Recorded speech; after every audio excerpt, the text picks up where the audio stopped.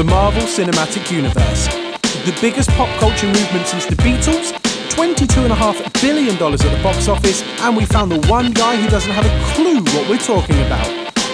With two fellow MCU nerds to help guide his hand along the way, one thing is for certain, we're with him until the end of the line. Welcome to Colin Brain versus the MCU. On your left. Hello and welcome to your favourite MCU podcast designed for your ear holes. As we are now heading deeper and deeper into Phase 2. So after last week's, shall we say, a controversial episode with Iron Man 3, we are heading to the dark world with the god of thunder himself, Thor. But as always, before we kick off proceedings, please allow me to introduce my fellow co-hosts. Starting as always with a man who is almost annoying as the woman on the London Underground in Thor the Dark World who thinks you can make it to Greenwich from Charing Cross in 3 stops. It's not even on the same line. It's Mr. Robert Trott. Rob, say hello. Hello. Hello. Rob, shall we jump into your nickname this week? What have you nicknamed yourself on our Zoom chat this week? This week, I kind of went for Thor. If there was a... Oh, no. My thinking was, if there was like an MCU film like The Life of Brian, where it told the story of Malekith, the Dark Elf, but simultaneously there was a man who was being mistaken for him, he would be called Male Keith. Right. Fantastic. You need help. I like it. And secondly, the man whom this very podcast is about, he was not the biggest fan of the first 4. And if our last episode proved anything, we won't like him when he's angry. But of course, his secret all along is that he's always angry. It's Colin Brain. Colin, say hello. Hello, everyone. So, as you guys can probably see, because we are recording this over Zoom, I am recording in my living room tonight and not the usual room where I usually record. So quality may be temperamental, and this Colin, as a sound engineer, is probably going to have a stroke right now, but I have cracked open a window as well because it's absolutely boiling tonight. Yeah, so it's all right. I'm sure everything will be okay. And it's so hot. As you can see, I'm wearing my work shirt still in this podcast, but I am in my boxer shorts as well. So it really completes the experience, I think, for the listener. Exactly. So, you know, the shirt is all business, but anything below, that's strictly pleasure, baby. I apologise as well, because every week when we record this, I'm in my living room. And in your boxers. I can neither confirm nor deny. So are we both well? Yeah, man. Doing good. People can Rob? probably hear it on my voice. I've got a post-cold timbre to my tones. I'm looking forward to some of the vocals coming out of you today. Then, yeah, it's going to be on the lower register, I think. Yeah. Unless you want to hear voice left. Everyone, get on the toilet for this one. So I've been paranoid ever since we recorded our last episode that my little game of guess who pops up in the MCU was actually a load of rubbish. But I've come to the conclusion that it was a good game. I will slightly agree with Rob that it lacked a certain payoff, but it will eventually pay off. It's just a game that maybe requires a little bit of patience. So like all the best games. Now, another thing I've been patiently awaiting as well is your response to this film, Colin, because I think it's safe to say me and Rob were expecting you to love Iron Man 3 because we sure did, and we do. So then, spoilers, Thor the Dark World isn't exactly the most loved film in the franchise. Yeah. And as soon as we finished recording our Iron Man 3 episode, I immediately got a text from Rob saying, he's going to like the Dark World, isn't he? But that's one of the many reasons I love this journey that we're on. Because, as always, it's good to get the opinion of someone that's not like a little fanboy like us. Exactly. Yeah. So, Rob, before we jump into the deep dive and then the opinions of the film, I want you to guess right now, did Colin enjoy Thor the Dark World? Because Colin is something of a wild card now, I think. Certainly more than Iron Man 3. Right. I'll bet on that. So far, so good. Skip the compliments. Let's get on with it. So, as always, before we get Colin's opinion, you boys relax as I provide a small background to the film to both Colin and our listeners. Colin, as always, I know I say it every week, any question, please ask away, and I'm sure me and Rob will be able to answer, but some of the information I provide might be able to answer that as well. So, are you ready? Let's go. Awesome. Did you just say no? Yeah. Of course he did. Such a troll. I'm like Loki, full of mischief. The god of mischief.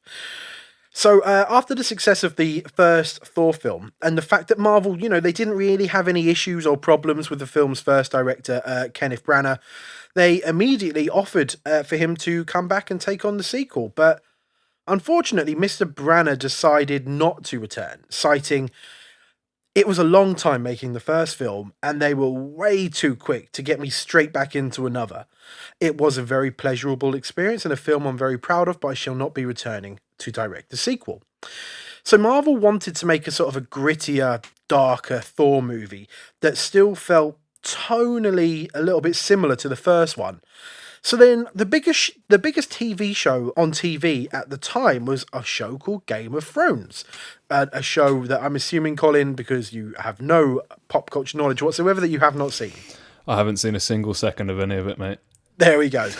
So then Marvel started to take a look at some of the directors of that TV show to see if they could find a director for this sequel. So they had a couple of positive meetings at first with a director called Brian Kirk. He directed a couple of episodes in Game of Thrones' first season, as well as done episodes of Luther and Dexter as well. Now, this is where, and to quote the incredible musical Hamilton, unfortunately, we weren't in the room where it happened. So for reasons unknown, Marvel, before they officially announced Brian Kirk as director, suddenly decided they were going back to the drawing board, and he would not be the director for this film. So then, Natalie Portman decided to use some of her star power, I guess, and mentioned to Marvel that, maybe it wouldn't be the end of the world if they hired a female director. Because we're 8 films into the MCU now, and so far every single film has been directed by a middle-aged white guy. It's not the best look for Marvel. And Marvel kind of agreed. So they started approaching various female directors, to take us all to Asgard and beyond. So in September 2011, Marvel announced that they hired Patty Jenkins to direct. So Patty Jenkins directed a film back in 2003 called Monster. It starred Charlize Theron, and it actually won her the Oscar for Best Actress in that film. But Patty Jenkins has also done some TV work as well. I know, Colin, you're a fan of the TV show The Killing. Yeah. Patty Jenkins directed the pilot episode for The Killing, so she'd done lots of film work and some quite acclaimed TV work as well. So they actually asked her to join, and she did come on board to direct the sequel. And Marvel finally had a female director inside the MCU. For 3 months, at least. Because in December 2011, Patty Jenkins then left the project, citing creative differences. This didn't actually go down too well with Natalie Portman either, so there was some tension, shall we say, before this was even due to start filming. So DC, Marvel sort of like counterpart, I guess, who are owned by Warner Brothers, actually sort of capitalized on the disappointment surrounding the departure of Patty Jenkins on this project and offered her to write and direct Wonder Woman for them, which she accepted, and she actually made a cracking film. Wonder Woman's really good. She's since made Wonder Woman 2 and now actually set to make a Star Wars movie. So Patty Jenkins still went on to do great things. So what were those creative differences? I hear you screaming at me, Colin. Well, in the words of Patty Jenkins herself, I pitched them that I wanted to do a version of Romeo and Juliet. I wanted Jane to be stuck on Earth and Thor to be stuck where he is, and Thor to be forbidden to come and save Jane because Earth doesn't matter. And then by coming to save her, they end up discovering that Malekith is hiding the dark energy inside of Earth because he knows that Odin doesn't care about Earth. So he's using Odin's disinterest in Earth to trick him. And so it was like, I wanted it to be a grand movie based on Romeo and Juliet, a war between the gods and the Earthlings, and Earth saves the day and ends up saving Earth. So there's some story elements of Patty's original version of the film in the Dark World, but it's clear that, that's not the story Marvel wanted to tell. So literally just a few weeks after Patty Jenkins' departure, Marvel announced her replacement. Another middle-aged white dude named Alan Taylor. So Marvel went back to the Game of Thrones well and hired one of their directors. Marvel fans were also intrigued when it was announced that Tom Hiddleston would be back as Loki, but they were still in the casting process of the villain. So, Colin, have you ever seen the TV show Hannibal? Yeah, I did. I don't know if I watched all of it. Definitely the first 2 seasons for sure. Okay, cool. So the villain role was actually offered to Mads Mikkelsen, who played Hannibal in the Hannibal TV show. He got the offer to play Malekith the Dark Elf, but at pretty much the exact same time Marvel sent him this offer, he also got the offer to play Hannibal Lecter in Hannibal. The only downside was that both projects were set to shoot at the same time. So good old Mads actually had to make a decision, and he ended up passing on Marvel and signing on for Hannibal.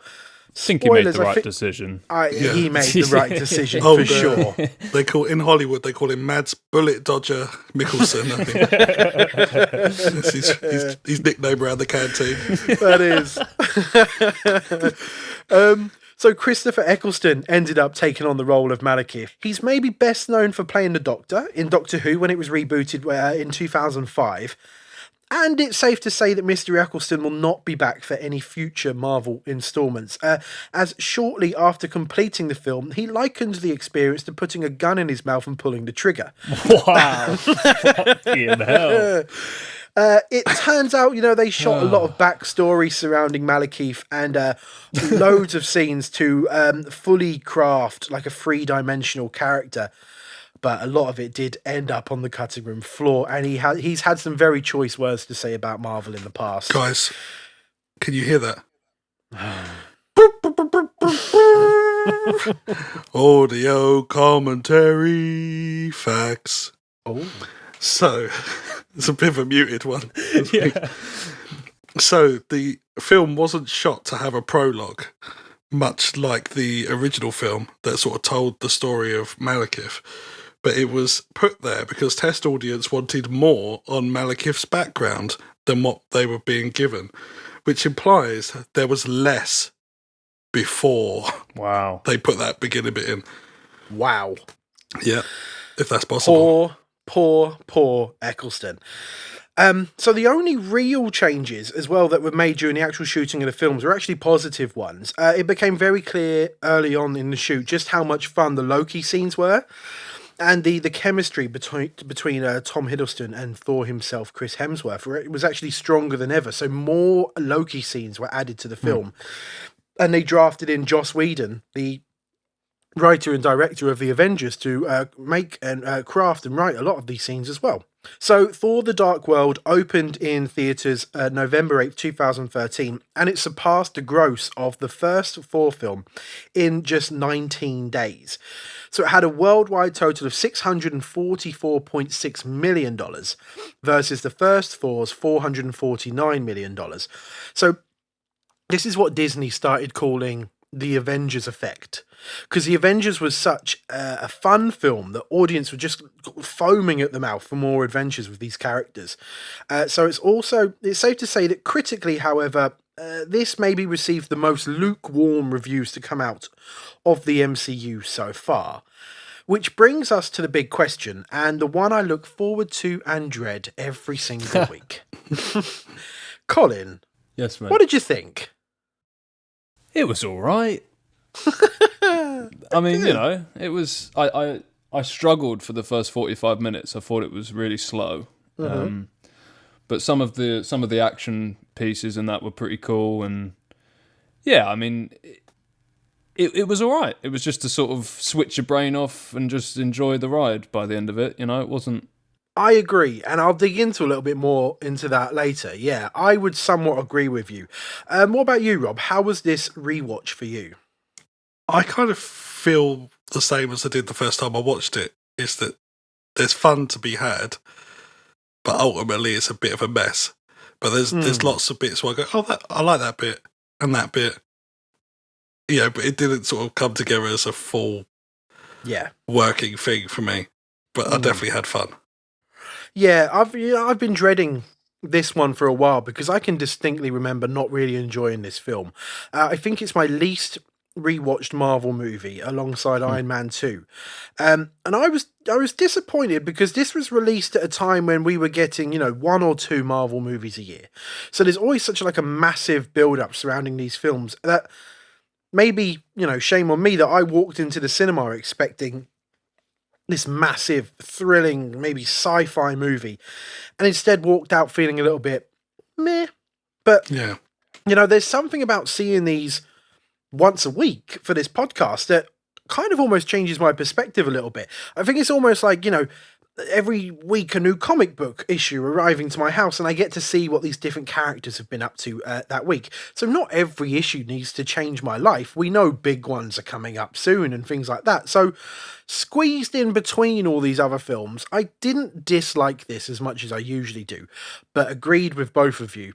It's far from perfect. I mean, on paper, Alan Taylor of Game of Thrones directing this seems like the perfect choice. Sort of before it come out, knowing that, you'd go into it sort of thinking, this is going to be great, because all of these episodes of Game of Thrones are great. Mm-hmm. He's the perfect fit. And I think your expectations can only go down from there when it's not that. Mm-hmm. It's nowhere near the intelligence of Game of Thrones, well, from the first few seasons at least.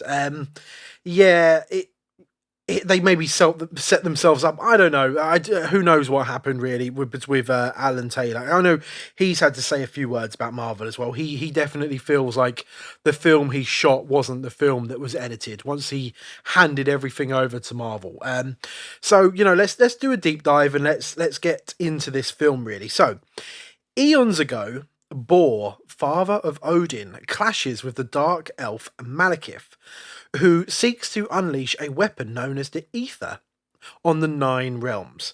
After conquering Malekith's forces, including enhanced warriors called the Cursed, on their homeworld of Svartalheim, Bor safeguards the Ether. There's a lot of words in here. I'm struggling.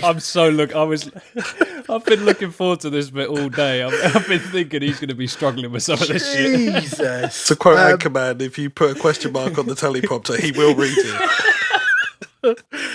Bor safeguards the Ether within a stone column.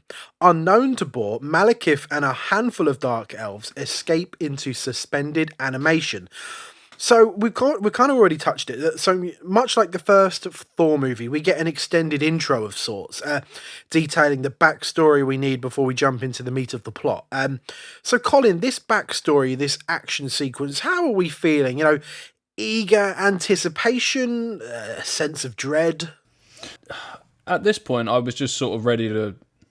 Yeah, I guess anticipation. I mean, from the Avengers, I've definitely become more of a fan of Thor. So it's like I wasn't going into this film thinking, "Oh, Jesus Christ, I'm not really bothered about this one." I was excited to see where they take it, and obviously Loki being probably my favourite character so far in terms of. I was looking forward to seeing more of him. So yeah, I was just ready to get on with it, really. Sounds good. I would say that this beginning, I felt like it throws a lot of like exposition and plot details at us. And I remember thinking, if I was watching this for the first time, I wouldn't have a damn clue what was being said. Because, it sets up the convergence. There was a lot of Malekith is already in there, but it never expands upon any of them. Yeah. So at this point, I know these things exist, but I couldn't tell you what they are, what significance they had to the plot so far. Any thoughts on the intro, Rob? Would you guys like to know something technical about that introduction? I'd love to. Well, Let me get out my trumpet. Audio commentary. Facts. Oh. So Whoa. you probably won't be surprised actually that the whole of that prologue was computer generated, apart from Christopher Eccleston, the actor that plays Curse, whose name I haven't written down because I forgot it. I forgot to. Who plays Mr. Echo in Lost? Do you want to do that again without an accent? No, no, I don't. Mr. Echo. And the actor that played Boar as well, which was Tony Curran, they were the only things that were real. But fans of Marvel might be interested to know that was done by Blur Digital, which is the effects company of a man called Tim Miller, who went on to direct Deadpool. Good job I didn't say that for trivia, because Colin looks less enthralled. Just going to go put the kettle on and get another coffee on the go, I think. But yeah, I mean, I can remember Tim Miller came from VFX and stuff like that. So yeah, I found that interesting for sure. Our listeners right now are like rubbing their hands together going, "Ooh, Yeah, oh, that's that's nom, juicy. nom, nom. That's juicy. beautiful." But no, it did look very. I'm not shocked by you telling me that it was all CGI. It was. Yeah. So any other thoughts on the intro, Rob, yourself? I mean, now knowing it, like for sure that it is tacked on, it feels more apparent to me that that was the case. It never really added anything to me. I don't think it. I mean, I suppose it explains the ether a bit, but I don't really feel like, other than that, it sort of builds on Malekith or anything. Yeah, it did throw a lot of spiel at you, where you're just kind of like, I hope they tell you what all this means. That's kind of what I was thinking.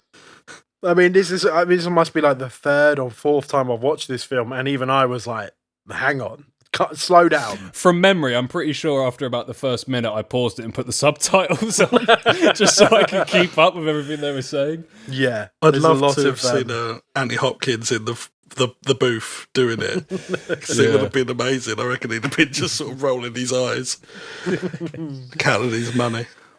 So, in present-day Asgard, Loki stands imprisoned for his war crimes on Earth. Meanwhile, Thor, alongside the warriors Fandral, Volstagg and Sif, battle marauders on Vanaheim. It's the final battle in a war to pacify the Nine Realms, following the reconstruction of the Bifrost, or the Rainbow Bridge between realms, which had obviously been destroyed 2 years earlier in the first Thor movie. So the Asgardians soon learned that the convergence is a rare alignment of the Nine Realms is imminent. As the event approaches, portals linking the worlds appear at random. And also back on Asgard, it is clear to everyone that Thor is distracted, his home being on Asgard, but his heart being back on Earth. So the Battle of Vanaheim, I would have loved that battle to be a little longer. It definitely lacked the feeling of a big battle to me. It's quite clear it was just a field in England.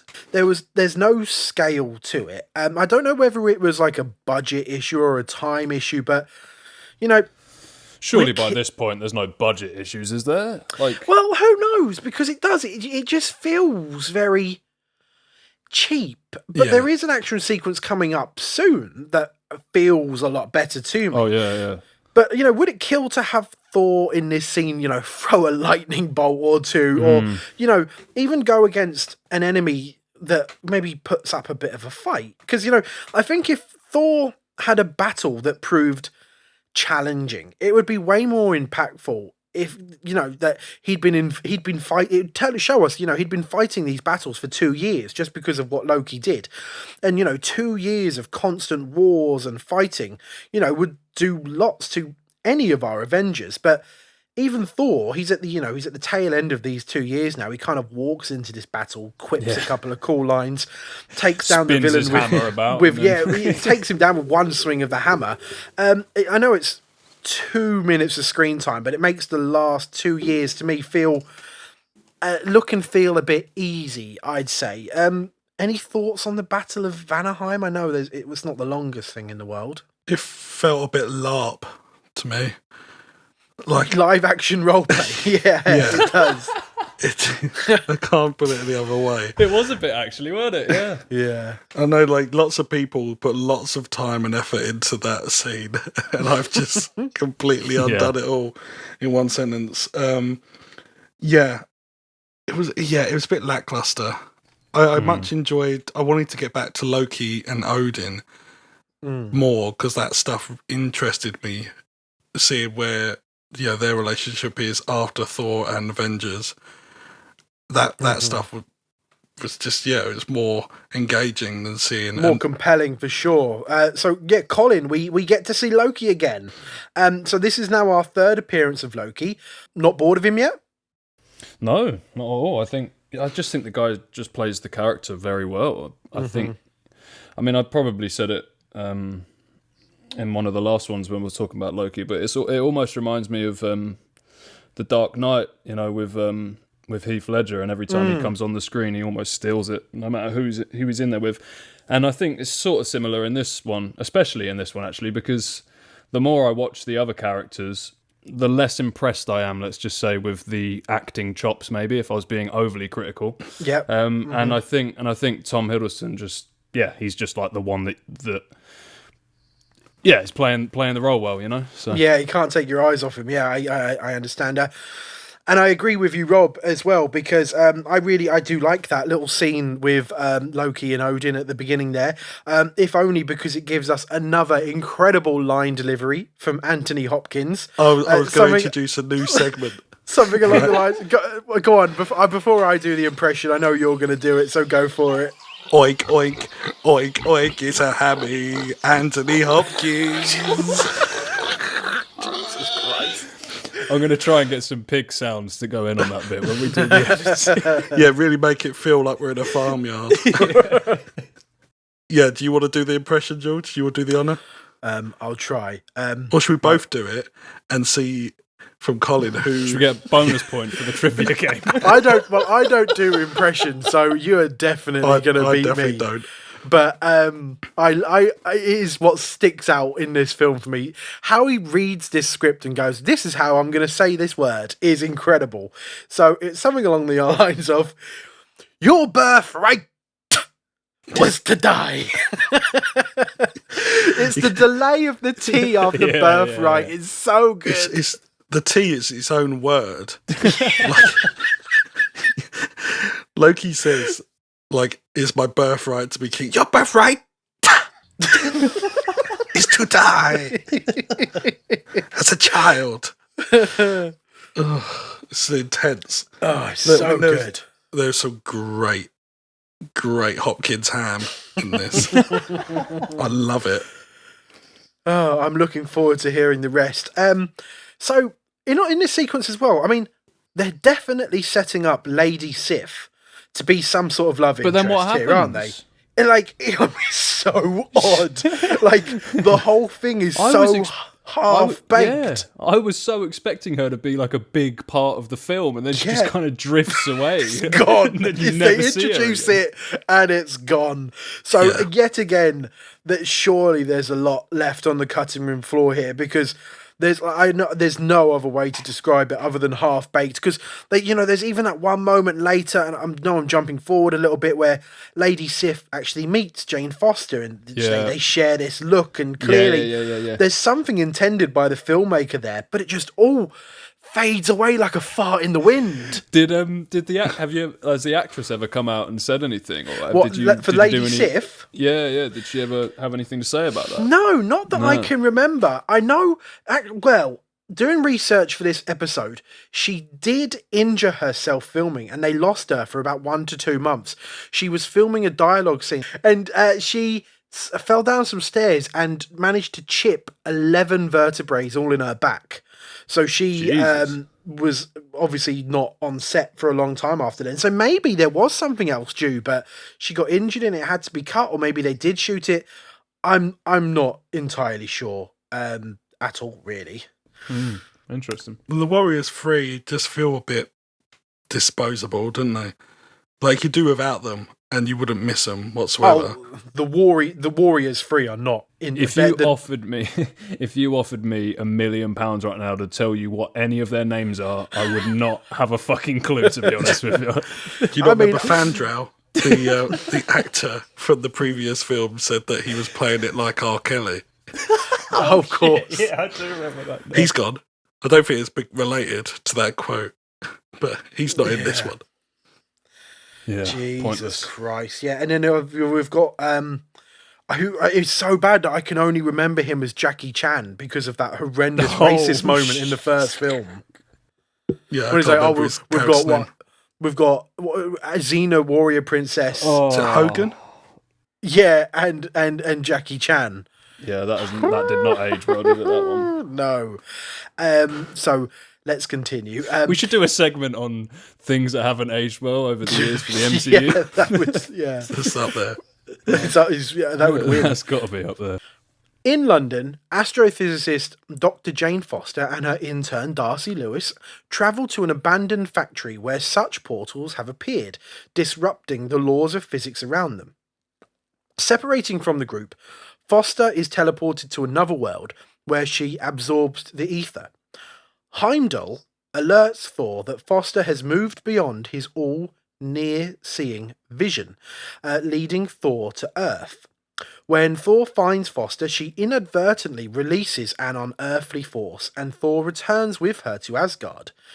Odin, recognizing the ether, warns that the ether will not only kill Foster, but that its return heralds a catastrophic prophecy. So, well, Colin, one thing I did notice on this viewing was that one of your criticisms from the first film was actually improved. Asgard felt lived in. Yeah, man, there was people, right? There was people, yeah. And it was an actual city populated with. I like that. Yeah, and this had never occurred to me really before you brought it up, and I can definitely see the difference in this film as well. So, I mean, I'm assuming you noticed it too, like you've just. I said did there. actually. It was one of the. I was thinking to myself, I wonder if they're going to bulk it out a bit and make it feel like there's actual civilization on there. And yeah, it felt like it. Yeah, they definitely improved on that Asgard in this scene, in this film. So you've got obviously where Thor is walking around chatting to Odin. There's people training in the background and things like that. So it's definitely that texture that I think Asgard was missing. But another one of your criticisms from the first film. Now remind me, was it that you didn't like the scenes on Earth but did like the scenes on Asgard, or was it the other way around? No, it was that. It was just. It felt like it was two different vibes, you know, like you'd be in Asgard and it would be a bit more serious and that, and then you get down to not England, it was somewhere in America, wasn't it? In the last one? It was like that little town that had no personality Fake town, USA. And then it just felt like you were watching like a sitcom, you know, and I just didn't. Yeah, it didn't really vibe with me. Okay, so then how did the scenes in London work for you? Because of you know, later on in the film, they still attempt some of that, you know, fish out of water humour for Thor. Not as effectively as in the first film, I think, because you've got like previously mentioned, you've got the scene of Thor using the London Underground. You got Thor arriving to someone's apartment in London. I can't remember whose, where he hangs up like Mjolnir on the coat rack and stuff like that. So how did the scenes in London work for you? Initially, I wasn't feeling it at all. I didn't like the. I thought the introduction of Darcy's assistant was just a bit kind of throwaway. The intern's intern. Yeah. That whole part of it was a bit like just felt a bit tacked on for no reason. I preferred London as a setting over, you know, the artificial town. Yeah, the artificial town.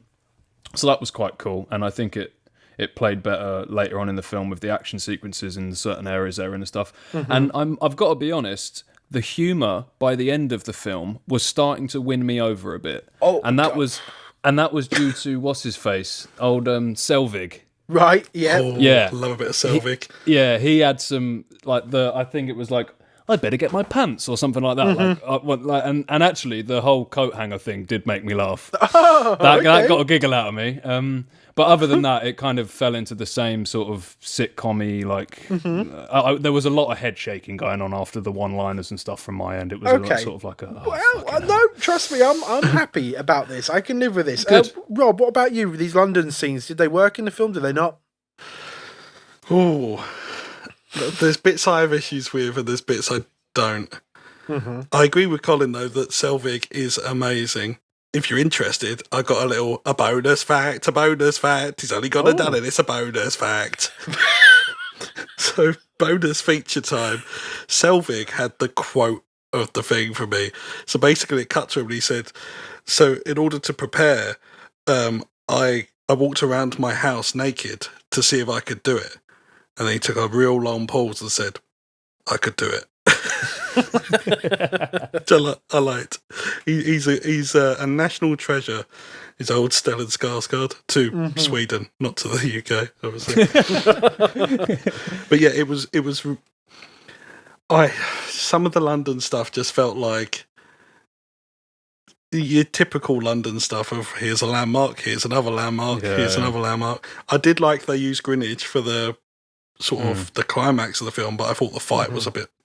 I'm sure we'll get to it. But yeah, we will. Certain things worked, other bits didn't. I loved the stuff with the truck and the physical effects and all that stuff. That was a big selling point in the trailer. I think the first thing you see in the trailer is the truck sort of revolving in midair as Jane approaches it. Yeah, and it was a bit like what's going on here? Yeah, it's really nice imagery for sure. I really like the visuals in this film, actually. I agree with you guys as well about Asgard being more lived in, and it was when George was saying about Thor and Odin having a chat that I feel the second moment of Hopkins ham, oink, oink, oink, came in. And the jingle's a work in progress. I haven't pre-planned it. I can tell by Hopkins ham, oink, oink, oink. I can tell it's a work in progress. Don't know what you're on about. It's been weeks on it. So there's a bit where Hopkins ham, oink, oink, oink. I'm hoping that Colin can sort of put some sort of beat on the back of that. Doesn't need anything. A beat. That's what it's lacking. Just a beat. If that's a challenge, if you can make that challenge accepted, mate. a good jingle, I'll be impressed. But there's a bit where Thor is sort of chatting to Odin and saying, "Oh, I wouldn't be able to do it without your guidance or whatever." And he comes back and said, "You must think me a piece of bread who needs to be buttered so heavily." Yes. Brilliant. Another line I love. Yes, for sure. Probably for a ham sandwich. Oh, there we go. So let's continue. Malekith, awakened by the ether's release, turns Algrim into a cursed and attacks Asgard. During the battle, Malekith and Algrim search for Jane Foster, sensing that she contains the ether. Thor's mother Frigga is killed protecting Jane, and Malekith and Algrim are forced to flee without Foster. Sorry, What's mother happened? Frigga. What are we laughing at? That's what we're laughing at. You saying Frigga. Thor's mother Frigga. I did, okay, I did say that. So, Rob, the attack on Asgard, pulse racing or nap inducing? A mix of both. Okay.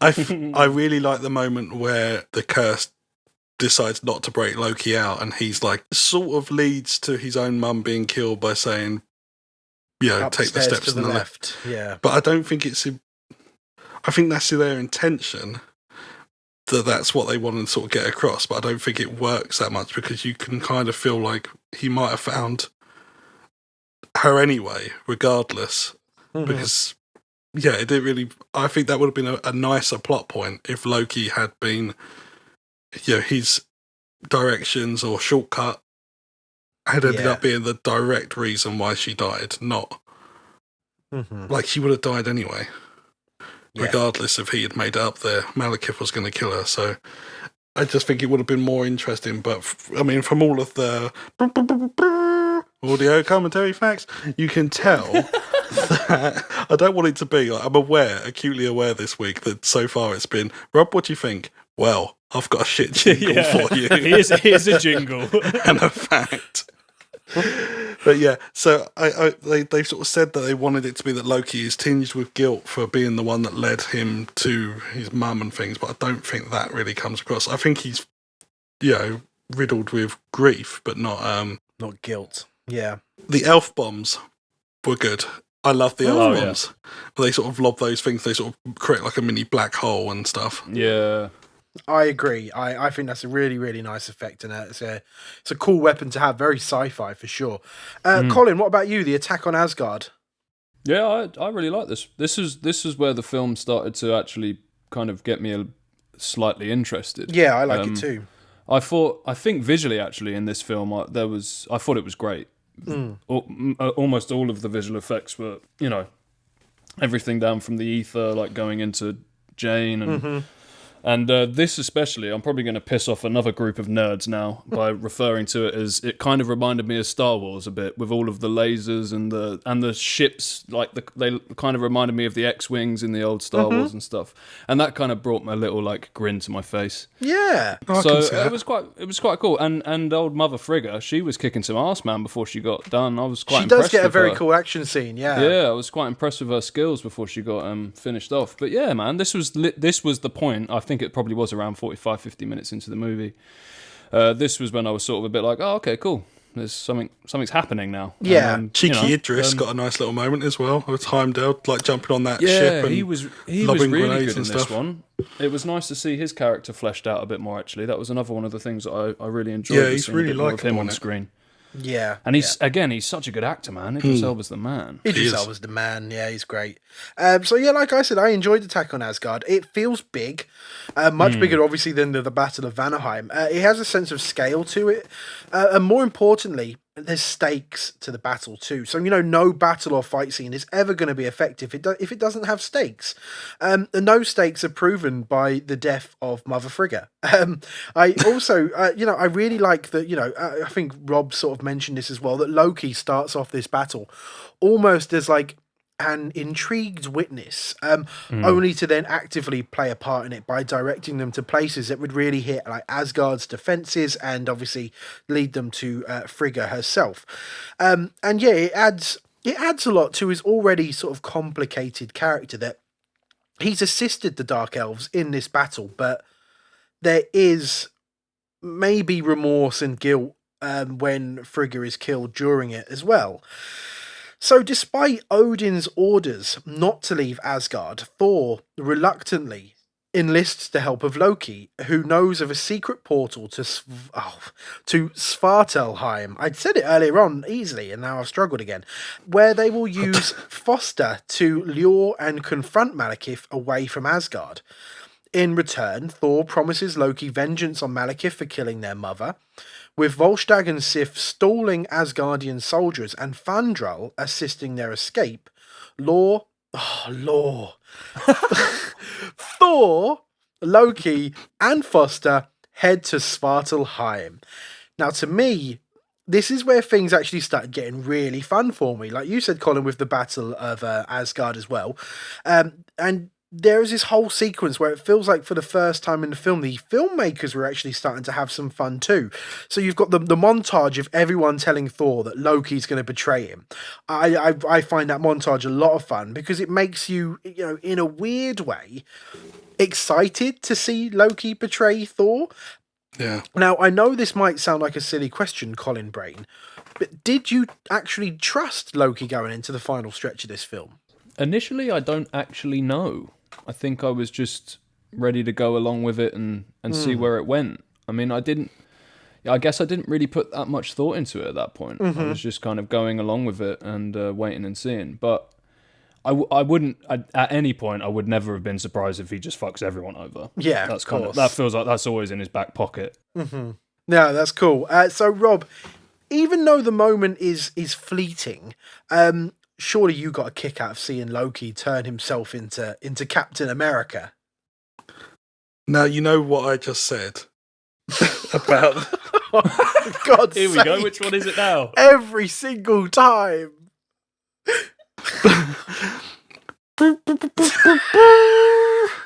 Audio commentary facts. So originally, that was Tom Hiddleston doing an impression of Chris Evans in the costume as well, which can be seen on like deleted scenes and stuff as well.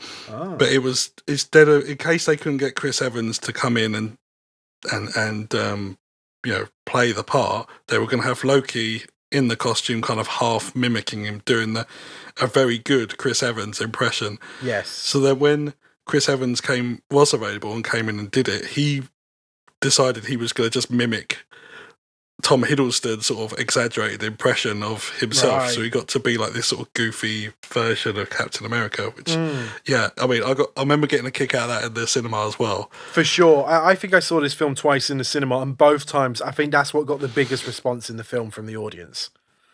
That scene always sort of brought the house down. It's like you said, that whole sequence is so fun, and the way it is edited together, the whole like seeing the plan enacted whilst they're sitting down and planning it, and the whole recurring joke of if you betray him, I will kill you, and it's like, evidently there'll be a line, which is a great payoff to it all. Yeah, it's just really, really fun. I love the sort of, like you said, that escape moment where they're on the sort of weird Viking ships. I like the weird Asgardian ships that they have as well. Well, it's one thing that Chris Hemsworth said, actually going into this film, he wanted lots of Viking mythology and Viking imagery in this film as well. So they really wanted to add to that, yeah. Yeah, it works really well. Then like the payoff to the whole thing of Loki being like, ta-da, when they actually get to Svartalheim. I thought I'd give it a horrible stab at it as well. Yeah, it's great. It's really good fun. I agree. So I know that maybe we had issues with Thor and Jane's love story the first time around. Did they improve upon it here, Rob? Not really. I was like, well, what? You clearly have more life experience and in common and chemistry and tension with Lady Sif. So I don't think it's necessarily this film's fault. I don't think the first film really made it clear what their bond was and what their connection was. Other than he's Chris Hemsworth and he's a buff ting. Yeah. Colin, I know you had some issues with the love story the first time around. Did they at least improve in this one? I mean, I think I used the term "fuck eyes" for the first time in relation to their. Hopefully not the last. and that was definitely ringing true again, especially when she ended up in Asgard with him, and they're like stood out on one of the kind of balconies and stuff, and they're just looking into each other's eyes, and it's like, Jesus, is there not more to this? He's talking about the convergence, and then putting his hands in between her, they link. Come on, together. man. It's very Brenty. It's just a bit like it's a shame really, because why not just flesh them out a bit more and make them a bit more of like an actual thing? It's just boring. It feels very juvenile of like, oh, attractive woman, hench guy, all they want to do is bang each other every time they're on screen together, you know? It was she slaps him, doesn't she? And she's like, where did you go? Like, and I like that there was like consequences to Avengers and stuff. Like she was saying, you just disappeared. I had no idea where the hell you went. And he's like, the Bifrost was destroyed. And she was like, you were in New York. Yeah. And then he just sort of goes, oh, well, I had to fix stuff. And she's like, oh, okay. Yeah. All right. That's that done. That's that out of the way. I'm completely agreeing with you here, Colin, as well. I think we needed more one-on-one time to remind us why these two are head over heels with each other. Well, that's the thing. I mean, almost this film is so based around Thor and Jane and the fact that they're drawing each other to one another so much so that they're going between friggin' realms of the universe and from different worlds and stuff. But then there's no payoff in any of the scenes to kind of back that up. No, I think it's too simple to tell an audience these two are in love and expect them to go with it. It's no secret that Natalie Portman was quite vocal after this movie, saying she was done with the MCU, actually. Oh, really? Yeah, okay. I think this was a significant waste of her talents, actually. I think she's an incredible performer, Natalie Portman. Talking of incredible performers, We glossed over a short moment of oink oink, oink oink, Hopkins ham. You've changed the intro It's for changed it each already. time. Because I'm Can't pretty remember what I sure said. it was Hopkins It was ham, Hopkins oink, ham, oink, oink, oink. And now it's oink, oink, oink, oink. And you really held the ham on that one as well. Yeah, nice. I was going for a hammy delivery. Yeah, remember, it's a work in progress. Yeah. Well, this is the last Hopkins ham for now. So for this episode.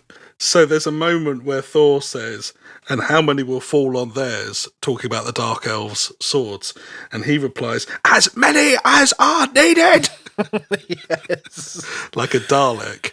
Just shout the line, Anthony. Just shout it. It's like they sort of said, let's not feed him for a few hours. Prod him with a stick to wake him up. Like, you just do this line here, Anthony. As many as are needed! Whoa. One of like the greatest actors of all time, and I'm just reducing him to a big ham machine. But you know, he loves a shout. He does. So, Loki tricks Malekith into drawing the ether out of Foster, but Thor's attempt to destroy the exposed substance fails. Malekith merges with the ether and leaves in his ship as Loki is fatally wounded whilst killing Algrim. Thor, cradling Loki in his arms, promises to tell their father of his sacrifice. So then, Colin, 2 questions. Yep. Loki betraying Thor. Did you fall for it? I think I probably did. With the whole chopping of the arm off and... Well,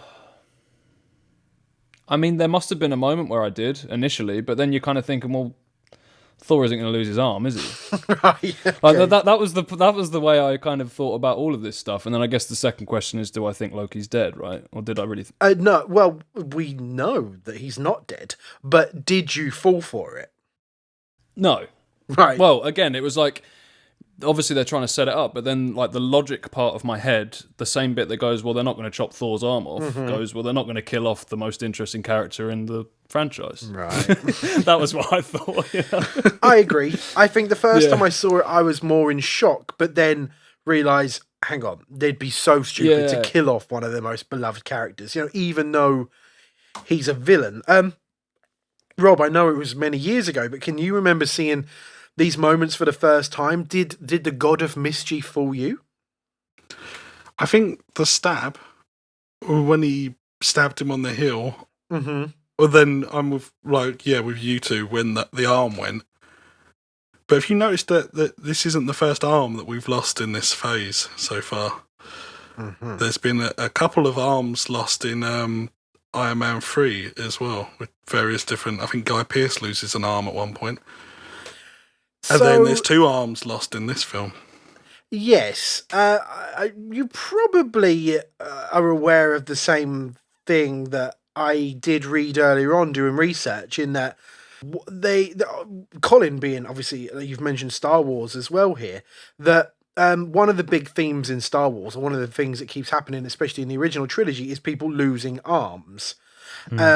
And they, as like a little nod to Star Wars, decided that in phase 2 of the MCU, that almost, I think every film would involve some character in some form losing an arm as a little tribute to Star Wars.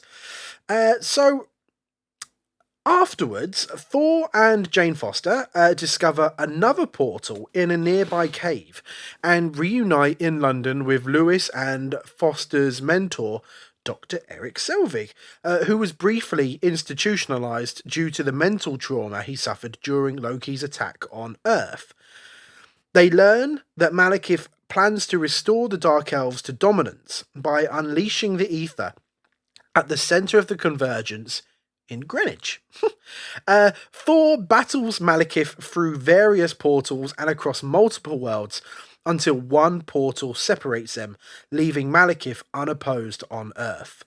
Thor returns in time to help his mortal comrades use their scientific equipment to travel Malekith to Svartalheim, where he is crushed by his own damaged ship.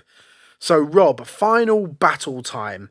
Did this put other battle sequences in the MCU to shame, Or like the ether itself, should it be buried away where no one else can find it? You missed your Stan Lee moment, Rob. I know. I could see him itching. I could see I him. know, I don't frothing like when interrupting you when you're doing your bits. So, He just wants his shoes back. yeah, let's go for it. Excelsior! Right, hang on. So the audience won't know this, but we just had a brief toilet break.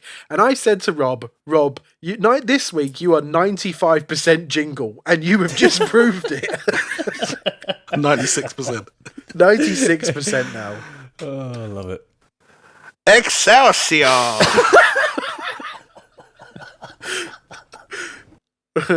So this time he is a fellow inmate of Eric Selvig who has had a god in his head and is the only one listening to his scientific lecture, and he says he asks his fellow inmates any questions. Yeah, can I have my shoe back?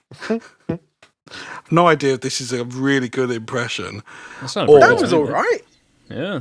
or if I'm just really Just doing disrespecting old American guy. No, it's better than your Anthony Hopkins one, for sure. Yeah, well, obviously. But that's because we have children, George. Not together. But they are, my son's currently asleep, and if I went full Hopkins... Right. Yeah. Okay. Yeah. I'd blow up the mic and wake my son up. One day, if we ever do a live episode... Oh, when you do the whole thing. I'll dress as Anthony Hopkins and go full Hopkins. Oh, dear. So, I can't believe it. What did you think about the final battle sequence? I think I've covered it in my... No. I like the idea. It's and I also kind of like how they try to link in, Greenwich Mean Time as a reason, linked to some kind of convergence. Like all the points on Earth come back there, but then the idea that that's where this convergence would happen. Yeah. It kind of worked for me. I did like the jumping from world to world. I thought that was interesting. I just wish it ended in a way that was interesting, because it just sort of turned into this weird red filtered blobby mess. And I just kind of didn't feel engaged in what they were actually doing in between these jumping worlds. It didn't really... Yeah. I think they could have done more with things being brought from, various races being brought from one place to another. Like, someone from Earth ends up in, a different place. And, like, the events of this film accidentally start off these sort of, I don't know, civilizations It just across occurred the to me now, galaxy. because this convergence is obviously going to destroy the whole universe. How cool would it have been if the whole universe is aware that this convergence is happening and Malekith is planning on this? So that every time they visited a new world or universe, they would have the inhabitants from that world get involved in the battle and try and help Thor. So then by the end of it, you've got almost 9 different races or 10 different races of people all involved in the battle to help. I think that would Especially if what you'd said as well, that those 2 years of battles that Thor had done to bring peace. Yeah, what if they all helped People and that links return it the together? I like that. I mean, that would have worked. We there you go. We've just solved this film. That I agree. That would completely work. Colin, what about you? Were you like sort of emotionally invested in this final battle scene? Did it excite you? I mean, I'm not going to lie. I don't really know how much emotional investment I've even got in any of this in terms of. Oh, just you wait. By this point, you wait. I mean, I'm not hating every film, but I'm not sat there on like the edge of my seat with a fucking box of tissues to start crying if someone dies or whatever. I agree with a lot of Rob said. I think I admire the creativity behind the idea of the battle with the portals and it bouncing between different worlds and all that sort of stuff. And I think it did allow them to do some pretty interesting stuff visually and that. But it did kind of feel like it was a bit all over the place. I mean, there were parts where I didn't even really know what the hell was going on, and then it would just be so one of them would grab that friggin' pole thing and press the button, and then it would say, it was a little bit like, it had a lot of potential, and I don't really think it lived up to it for me. Yeah. But I didn't hate it. I like I said, the creativity part of it was enough for me to be like, oh, this is interesting. It's strange rewatching these films as well, because certain moments would happen where usually I'd be like, oh, that doesn't work. But now it's like Colin will hate that moment. And one was when Thor and Malekith have just fallen through a portal and they land on top of the gherkin. And there's that moment inside where they're falling down it. And the very emphasized squeaky noise of them going against the windows obviously played for a laugh. I was like, Colin has got his head in his hands. That bit didn't bother me at all. Oh, okay. Good. So I think the biggest criticism I can give this final set piece is that the second it was over, I couldn't tell myself anything that had happened in it. So I genuinely, and this is the honest truth, I rewound it and I watched the final battle or the final set piece again. And it got to the end and I couldn't really tell you anything big that happened in it. So we're sort of wrapping up now, and I guess this time is as good as any to discuss Malekith then. So, Colin, where does he rank in terms of villains so far in the MCU? I mean, if I'm totally honest with you, I think the word I'm about to use could sum up the majority of my opinions of the characters in this specific film, and it would just be indifferent. I just didn't really care about them, if I'm honest with you. I mean, No, so he doesn't rank very high, basically, on my list, is what I'm saying. I can completely see your point. Yeah. What about you, Rob? It just seems like there was a lot of depth that was just either not sort of delved into enough or left on the cutting room floor. So it seems like they come up with a language. They did invent a language for the film, yes. And it's of why. Yeah, because he speaks English as well in certain scenes. It just was really frustrating because Christopher Eccleston is a great actor, and you kind of feel frustrated for him because you think, oh, this could have been really interesting, this idea of if they'd found a compelling reason for you to sort of get behind what he's after. I think they're the best villains when you can kind of see, okay, I might not agree with what they're doing, but I can see why they're doing it. Yes. And it just wasn't made clear enough. Like, I think that's the main thing that makes this film just feel a bit like nothing to me, because he's just nothing. Yeah, Colin said it exactly right. You're completely indifferent towards him. So, you know, I did a little, digging in some of the backstory that was cut. Was they had these whole sections when it was set many hundreds and hundreds or thousands of years ago, with Malekith at home on his home planet with his wife and his children. He had like a large family. We get to know him. We get to know his family. And eventually his entire family is killed right in front of him. And Asgard's not entirely to blame, but some of the blame is laid at their feet. So he's entirely driven by rage and vengeance. And that's something that's completely missing in the final cut. In the final cut of the film, he's reduced to just being this guy covered in prosthetics who wants to destroy the universe for reasons unknown. Yeah, it was a massive drop of the ball, I think. So Thor returns to Asgard, where he declines Odin's offer to take the throne, and he tells Odin of Loki's sacrifice.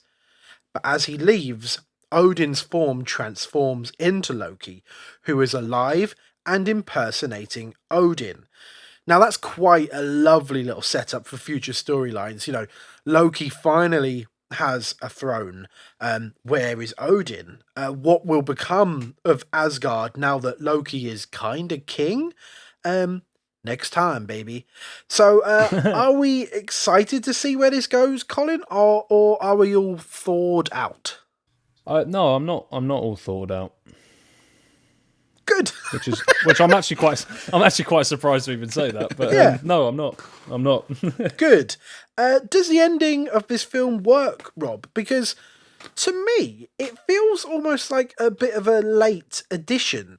I could be wrong, but it looks like there's a ton of green screen going on in this last scene. Chris Hemsworth almost looks like he's cut and pasted into the scene itself. That's because he was. From the audio commentary facts. Yeah, they weren't in the same room whatsoever. I think Hemsworth was in, I want to say China, filming something, which also ties into the post-credit sequence. He was filming in China then as well, because we'll get to the post-credit sequence. Mm-hmm. But yeah, so he's not in the scene at all with Anthony Hopkins. That makes sense. So yeah, that's Thor: The Dark World. I think we've sort of given enough opinions on it, so I think we should jump straight into our ratings of the film. So, as we always mention every single week, we have our letterboxed accounts where we are rating each film. So Rob has his ratings, Colin has his, and I have mine. So then by the end of this journey, we will all have our own individual ratings of the films and rankings of the MCU as well. So let's start with Mr. Colin Brain. Out of 5 for The Dark World. 3. That's not bad at all whatsoever. Robert Trott. 2. Oh, Rob. And for me, I'm right there in the middle between the two of you. It's 2.5. Wow. So I felt like there was fun to be had. The Loki stuff is great. I love the moments of Loki betraying Thor. I like the attack on Asgard. You know, Chris Hemsworth is pretty good in this. Of course, we haven't really mentioned him too much. But then come to think of it, they didn't give him loads to do or anything to really chew on, because I think moments of weakness or vulnerability are really needed here, and it would have helped the film a lot, because you know, when you have a protagonist who is essentially a god, I think we need to see him at his vulnerable points, and to me there wasn't many of them in this film. The bits that work for me the most is when they gave that to Loki. Like, there's a moment where Thor goes to see him and goes to sort of enlist him, and he says, show me, drop your illusions, and you see that he's trashed the place and he's a mess. He's just grief-stricken, and he's like, now you see me, brother. Yeah. That stuff was really great. When they're on the boat together and, they're talking about the trust that they've lost for each other, all that stuff is brilliant. Yeah. But Loki got more interesting stuff to do, for sure. It almost felt like this was a Loki film more than a Thor film. Yeah, I completely agree. I didn't even really have this question noted, but Colin, I can ask you this. So, Loki is obviously a villain, and he's obviously still being set up for future films. Now he's actually the king of Asgard, albeit whilst pretending to be Odin. Yeah. Are we ever going to get a redemption from Loki? Are we ever going to see him be the good guy? Or do we keep him as a villain? Because there was hints of maybe a redemptive arc for Loki in parts of this, all before he faked his death and took over the throne. Yeah, I know what you mean. I feel like there's always been that glimmer in there that he even has a moment of that in Avengers as well. Yeah. Yeah. So it wouldn't surprise me, and I'd be up for seeing it if they decided to go in that direction. But that being said, I am enjoying him doing his kind of more villainous antics at the moment. Yes. So I hope there's more of that to come. There's a great moment where Thor says, "I will tell Father of what you have done here today," and he says, "I didn't do it for him." But it's left completely ambiguous, because you're like, did he do it for Thor? Did he do it for his mum? Like, or just for himself? Like, it's a real nice moment. I think I like that they don't sort of implicitly say, yeah, Loki's good now, or yeah, Loki's forgiven Thor. It's all just sort of like left so ambiguous. Yeah, I agree. It's a really nice moment. So, shall we jump into trivia time? You know too much for your own good. Now that's what I call using the old Okay, who is going first? It's me this time, because you, last week, Oh yeah, you messed up, controversially, but I still gave you the point. you stole me the can't- Ayrton You Senna. you got the cousin Trivia. and sister thing messed up or something. Yes, didn't you? I Yeah, George said it's forgot. pretty much the same thing. That All right, Yeah. go for it, Trot. Let's go. okay, so Alan Taylor loves Christmas. No, I'm joking. So Alan Taylor mentioned whilst on the set of the film to Tom Hiddleston that his daughter was cast as Loki in her school play. So Tom Hiddleston went out of his way and recorded a video for her, giving her a how-to and hints and information on the character. He explained to her that Loki is never not having fun. I like that. And also, George's face. That was yours, No, wasn't I it? just really like it. Oh, it wasn't? Oh, that's great. I think it's man. a very good piece of trivia. And you know you it seems like you're now thinking of what I'm gonna like as well by picking a Tom Hiddleston Yeah. trivia based You on mean my to love for butter the me guy. so heavily? To think of me as a piece of bread, Go on then, George. Let's go. your birthright. Your birthright. So, this is a bit of a special effects trivia here. So we mentioned, you were laughing already. So you mentioned that we quite enjoyed the elf bombs earlier on. Yeah. So obviously, I really like the effect of the elf bombs as well. I think they look really good visually. So they actually spent loads of time working out how these visuals were going to look, and they wanted to take it from something based in reality as well. So these sort of black hole grenade effects were actually based on something called depth charges. So in order to capture this effect and in order to figure out how it works or what it looks like, what they would do, they got the visual experts hired for this film actually built a massive water tank, and they would set explosives off in this water tank to see the form it would take almost as a ball, and they did it at different depths to it from the water, from 10 meters to 20 meters to 30 meters, to see the different stages it would take when it explodes.